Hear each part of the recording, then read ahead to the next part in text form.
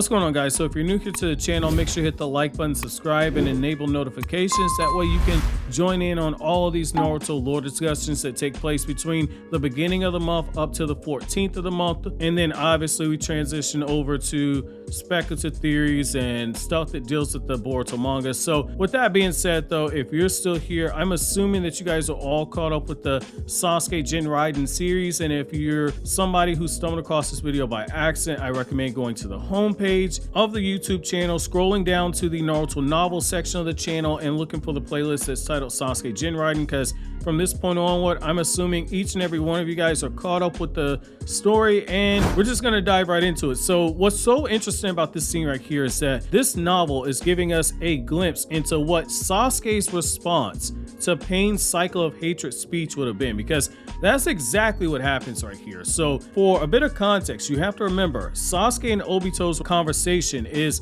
taking place in the time before Pain invades the Hidden Leaf Village. So we're seeing how Sasuke immediately after Itachi's death would have responded if Pain hit him with that winners and losers speech, where, you know, the one where Pain has Naruto pinned down with the chakra rods and is giving Naruto a taste of his future, because Naruto's gonna get a bunch of chakra rods shoved into him in the future. But the fact is that Pain broke Naruto during that time and Naruto had no answer. Well, when Sasuke's presented with a very similar speech, when Obito's talking to him and he's trying to win Sasuke over to his line of thinking, Sasuke, because of everything that he's been through, and since Sasuke's more of an intellectual than somebody like Naruto, Sasuke's able to follow a lot of Obito's words, and he starts poking holes in the argument that Obito's giving him. And at one point he even goes as far as to say that all of Obito's ramblings about a world where justice is power and justice without power ends up being thrown away like garbage,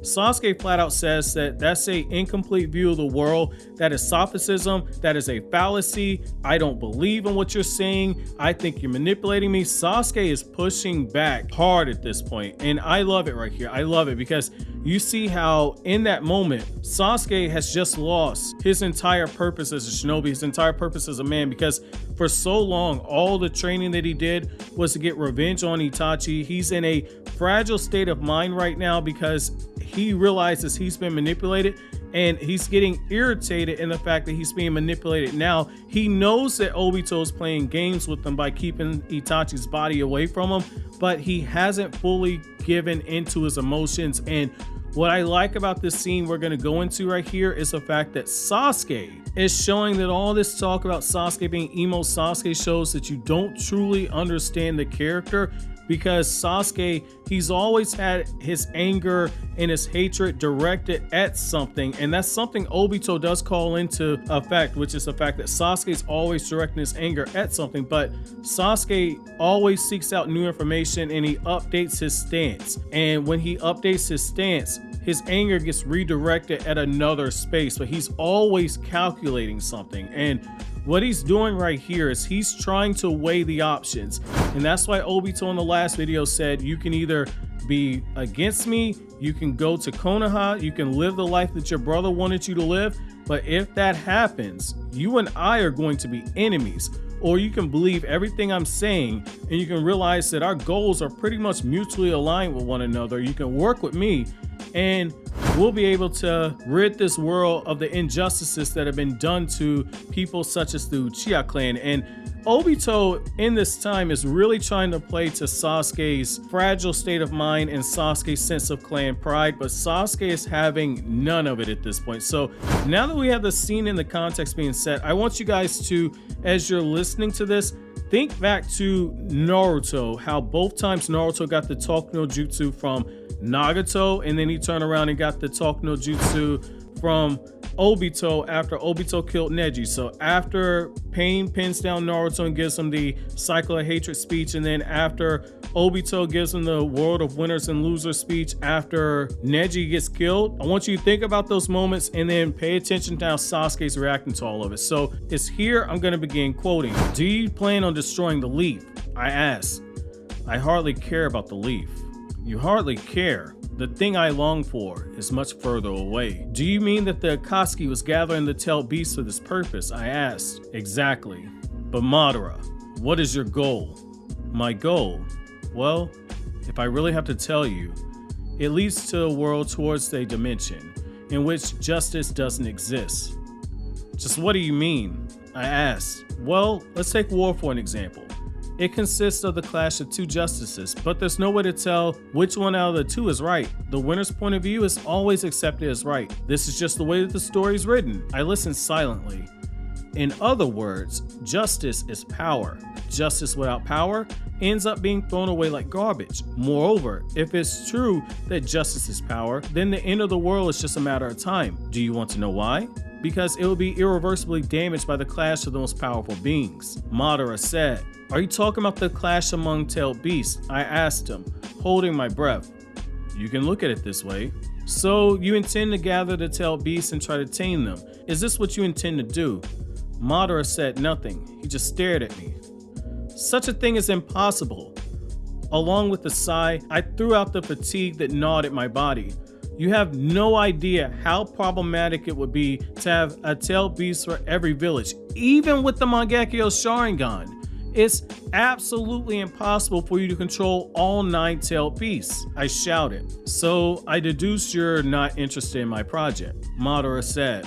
"Even if the justice ironically disappeared from this world and the hatred never disappeared from people's hearts," I said with a sneer, "does it mean you want to create a world of hatred alone?" I asked. "Hatred. If we want to talk about hatred, nobody feels hatred more than you do," Madara countered. "So what is it do you want?" I pressed Madara. "Since we are in topic, I take this opportunity to tell you one thing," Madara said. It seemed that Madara was laughing under his mask. "Hatred is less harmful than justice. Do you want to know why? Hatred has an object, justice hasn't. Hatred is honest, while justice is deceitful. There are people who lose their life because of hatred too, but the lives wrecked by the hands of justice are hundreds, thousands, tens of thousands more," Madara said. My wounds started to hurt again. I was feeling a huge sense of tiredness, but I had the feeling that I understood what he wanted to tell me. I could see the black flames burning the leaf to ashes. The mere thought of using Amaterasu to burn the village that had thrown Itachi into hell, it made me feel relieved. You don't have to choose all at once, whether you want to become my comrade or not. After all, you're a ninja. You can use me without allying yourself with me as well. Anyway, we'll end up with the same result. Remember, Sasuke, our goals aren't incompatible. We're already beyond justice, and its illusion will not affect us anymore," Madara said. I could see that those were sophisms, but the man's words had a compelling charm. The tone of his voice was able to shake people's hearts. "Anyway, for the time being, the most important thing is to treat your wounds," Madara said. Before leaving, Madara gave me a piece of paper. It belonged to Itachi. End quote. So this is what I love right here. So as Obito is trying to lay it on thick to Sasuke, you see Sasuke pushing back, but Obito is very careful with his words. He says that hatred has an object, justice hasn't. Hatred is honest, while justice is deceitful. There are people who lose their life because of hatred, but the lives wrecked by the hands of justice are hundreds, thousands, and tens of thousands of more.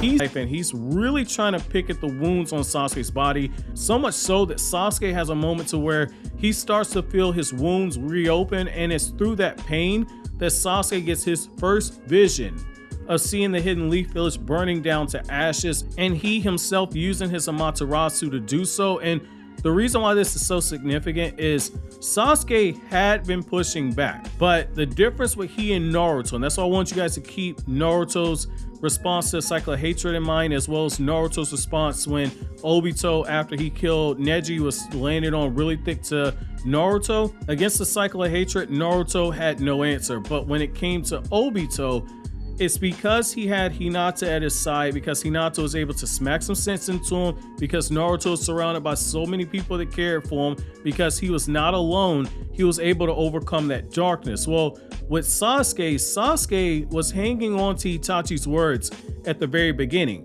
However, the problem is that as Obito began to start weaving those lies and start laying that sweet talk no jutsu onto him, Sasuke began to feel his own wounds open up, because Obito was very targeted in that time.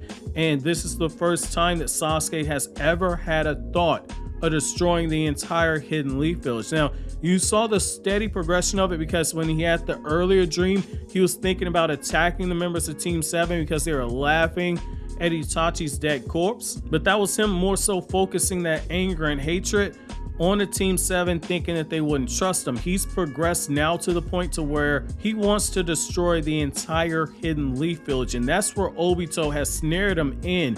But Obito also understands that Sasuke is very sharp. While he didn't have people nearby who could kind of talk some sense into him through their actions and through their support, how Hinata and the members of the Alliance were able to do so, Sasuke did fall victim to a certain extent to it. But at the same time, Obito understands that I can't run a full set of game on Sasuke Uchiha, because if I say the wrong thing to this kid, if he catches me in a lie, this dude's ready to swap hands right on sight. And so that's what I like, is the fact that Obito, as he continues to push Sasuke, he's also giving him a little bit of reasons to trust him. So he gives him the note that Itachi left behind that is going to lead Sasuke onto the journey that he's going to be on in this novel.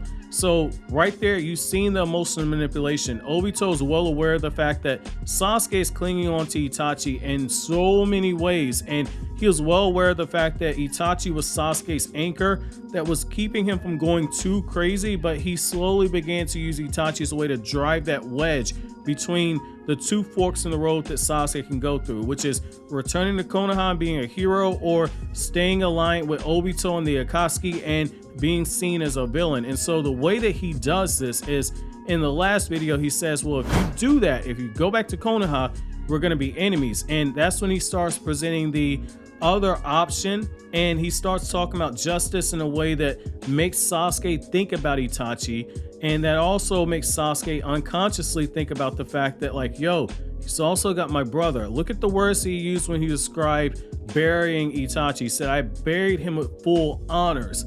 Even though Obito knew that Itachi was a spy, he still buries him with full honors. He buries him with a sense of respect. When Sasuke's recovering from his injuries, he says, well, your brother Itachi was a formidable shinobi. He's continuing to give Itachi that respect, all while Sasuke in his mind is thinking that the people of the Hidden Leaf Village would not actually respect his brother. So you see the way that he's slowly positioning Sasuke by juxtaposing himself to Sasuke's thoughts of the Hidden Leaf Village, which is something that he's assuming Sasuke has the thoughts of because of Sasuke's nightmares and the way that he's calling out in his sleep in those nightmares. So I like how he takes advantage of that, and I also like the fact that it goes from, well, I have his body and I have his eyes set aside for you, to, well, you can not believe me and that's fine, but let me give you this note left behind by Itachi. So first, it's let me give you these eye drops that Itachi had, which is a proof to you that he was taking some medicines, but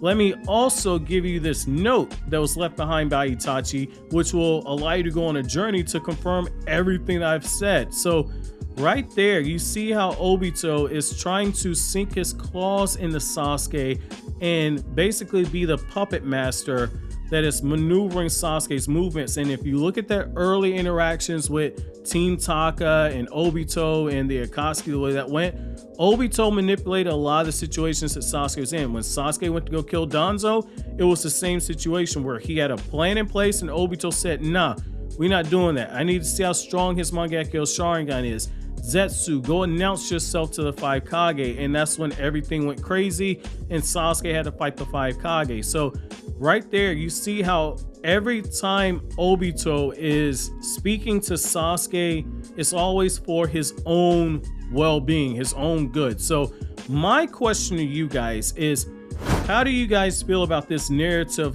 juxtapose that goes on with Naruto and Sasuke, to where when Naruto falls victim to that talk no jutsu from Obito later on in the war, because Naruto had people around him who could slap him back into reality, Naruto didn't fall victim to it, whereas Sasuke by himself, the moment he lose sight of what his brother wanted for him, that's when Sasuke fell to Obito's talk no jutsu. Let me know down in the comment section below, but as always, guys, if you like anything I had to say, don't forget to comment, rate, subscribe, and share. Thank you so much for watching to the end. Have an awesome day, guys.